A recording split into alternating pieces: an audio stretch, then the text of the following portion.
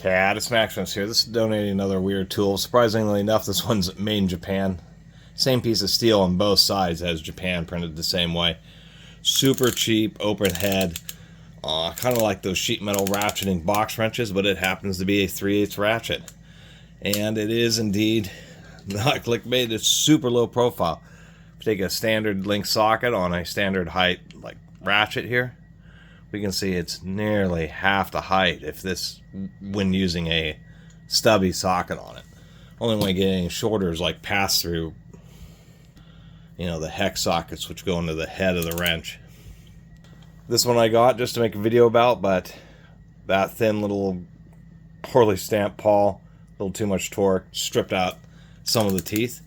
Otherwise, just a little kind of flippy type of pawl, and just decided to make a little video about it just because it was just such a thin ratchet. Too bad it is so cheaply made.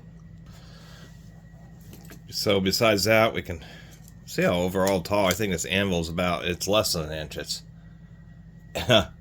7/8 of an inch tall, or 22 millimeters, which is definitely a pretty short anvil.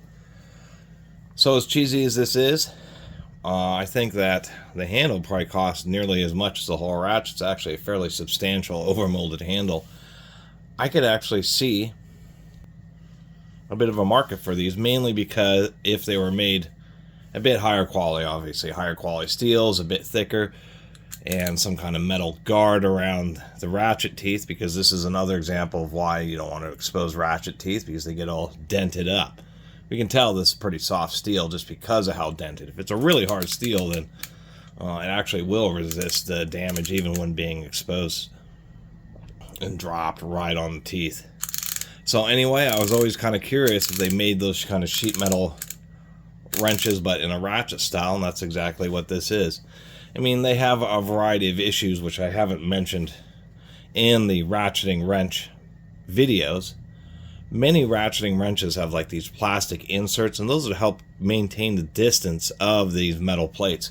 You can see how this one's been dropped and this plate is all angled upwards here. That's another issue. You drop it and you get a little ding or a dent right here in one of the plates. It's just going to lock up this anvil. So they have some inherent design challenges, but for cheap, low-profile ratchets, they could certainly make a set of these that were, strong enough to be usable, but still cheap at the same time. And so I just wanted to make a little video about it because I thought it was a little bit intriguing. Anyway, thanks for watching.